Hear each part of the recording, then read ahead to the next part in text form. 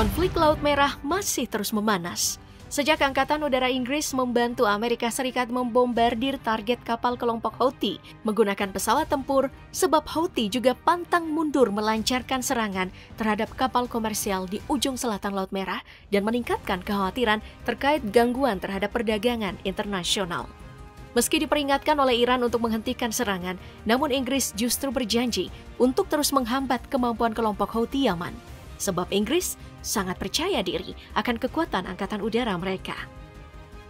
Angkatan Udara Britania Raya alias Royal Air Force adalah bagian dari British Armed Forces alias Angkatan Bersenjata Britania Raya yang memiliki 4 cabang. 3 lainnya adalah Angkatan Darat Britania Raya alias The British Army, Angkatan Laut Kerajaan Britania Raya alias Royal Navy, lalu Royal Marines alias Marinir Kerajaan Pasukan Infanteri Ringan Amfibi Britania Raya. Royal Air Force disingkat RAF ini terbentuk pada masa akhir Perang Dunia Pertama dan menjadi kekuatan udara independen pertama di dunia karena merupakan gabungan dari Royal Flying Corps dan Royal Naval Air Service digabung pada tanggal 1 April 1918.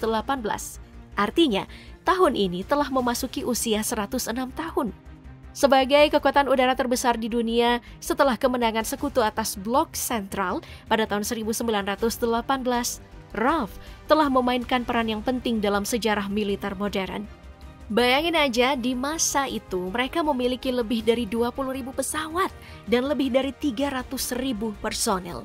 Namun setelah Perang Dunia Pertama, RAF memangkas jumlah personilnya tetapi terus aktif dalam berbagai kegiatan militer di Irak dan wilayah lainnya di Kerajaan Inggris. Setelah kemenangan dalam Perang Dunia Kedua, RAF mengalami reorganisasi seiring dengan kemajuan teknologi dalam peperangan udara.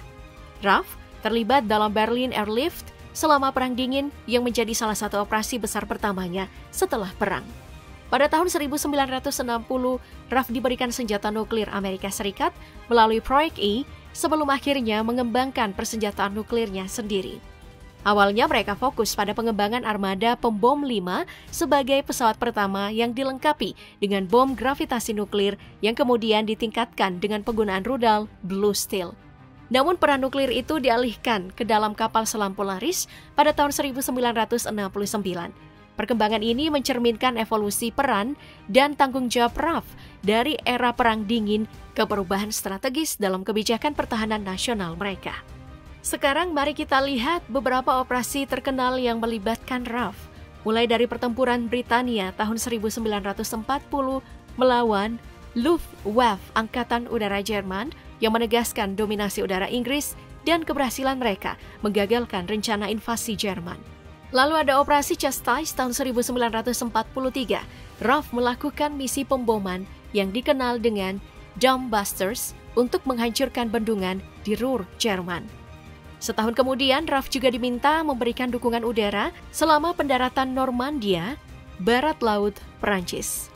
Pendaratan Normandia adalah operasi pendaratan blok sekutu ketika invasi Normandia sebagai bagian dari operasi Overlord yang disebut-sebut sebagai salah satu titik balik Perang Dunia Kedua yang berujung kekalahan blok porosnya Nazi Jerman.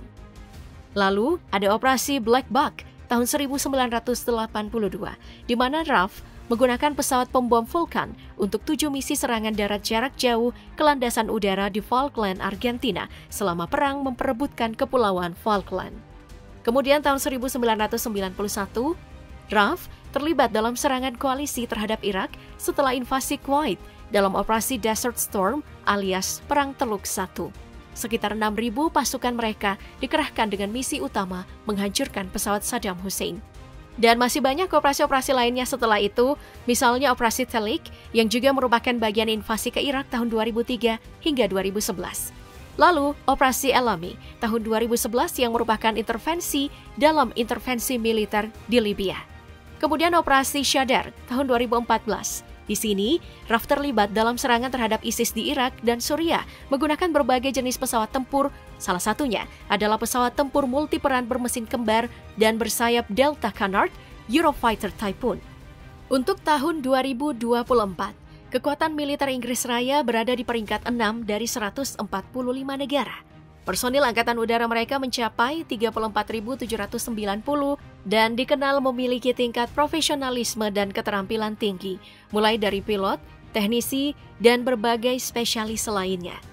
Anggaran militer mereka juga cukup besar, mencapai 62 miliar US dollar, setara dengan sekitar 879 triliun rupiah. Gak heran kalau mereka bisa memiliki armada hingga 996 unit. Terdiri dari fighter ada 157 unit, multiperan 21 unit, helikopter 359 unit, dan UCAV alias drone tempur 9 unit. Pesawat-pesawat terbaru dan tercanggih seperti Eurofighter Typhoon dan F-35 Lightning II menjadi tulang punggung Angkatan Udara Inggris. Eurofighter Typhoon adalah pesawat tempur multi-engine yang memiliki peran ganda. Gak tanggung-tanggung, mereka memiliki 157 unit Typhoon yang dikenal sebagai pesawat yang sangat lincah dan efektif dalam pertempuran udara.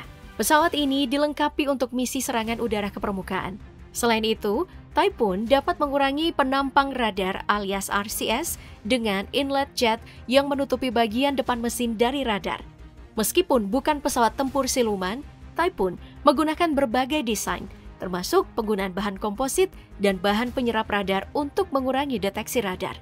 Typhoon melakukan debut tempurnya selama intervensi militer di Libya pada tahun 2011 dan telah menjadi pesawat utama untuk tugas pertahanan udara di banyak negara pelanggan.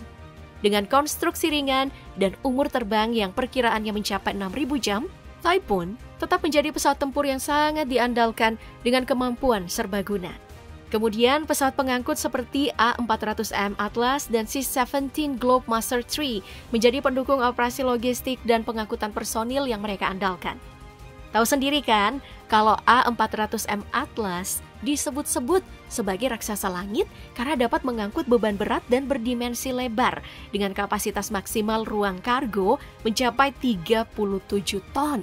Dengan daya jangkau hingga 8.900 km, pesawat ini memiliki 3 kemampuan utama, yaitu pengangkutan taktis, pengangkutan strategis, dan pengisian bahan bakar di udara.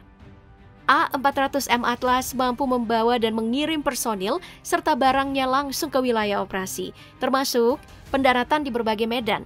Dengan kecepatan maksimum Mach 0,72, A400M Atlas juga memiliki kemampuan stand-alone untuk melaksanakan misi pengisian bahan bakar di udara.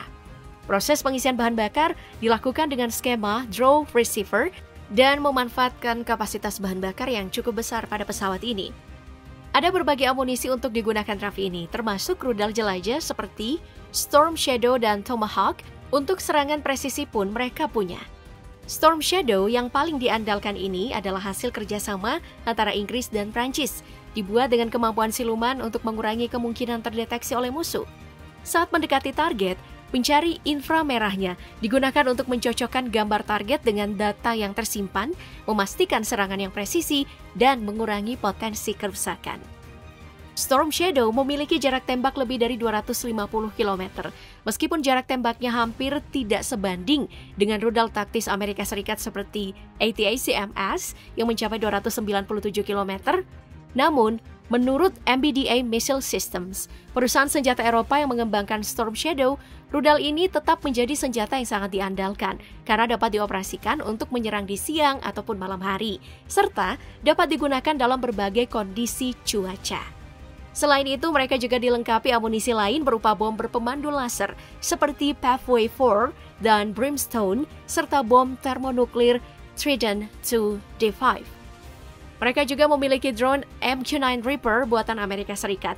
Drone atau kendaraan udara tak berawak ini memiliki panjang 11 meter dengan lebar sayap lebih dari 22 meter, dengan tujuan penggunaan utama sebagai aset pengumpulan intelijen sekaligus dapat melakukan serangan presisi terhadap target bernilai tinggi. Sedangkan sistem pertahanan udara yang mereka miliki termasuk MBDA Aster dan Sea Scepter, mereka juga dilengkapi pesawat elektronik seperti Sentinel R1 dan Raytheon Shadow R1 yang memberikan kemampuan intelijen elektronik lebih tinggi. RAF juga memiliki pasukan elit yang dikenal dengan Special Air Force Regiment atau Resimen RAF Squadron 2. Mereka bahkan berperan sebagai pelindung kekuatan di darat untuk operasi RAF. Resimen RAF ini bermula dari pembentukan kompi No. 1 Armor Car Company RAF yang didirikan di Mesir pada tahun 1921 untuk menjalankan operasi di Irak. Langkah ini diikuti dengan pembentukan kompi nomor 2 dan nomor 3. Dalam menjalankan tugasnya, mereka menggunakan mobil lapis baja Rolls-Royce dan terlibat dalam operasi kepolisian di berbagai wilayah Timur Tengah selama tahun 1920-an. Setelah itu, diangkatlah mereka menjadi pasukan elit.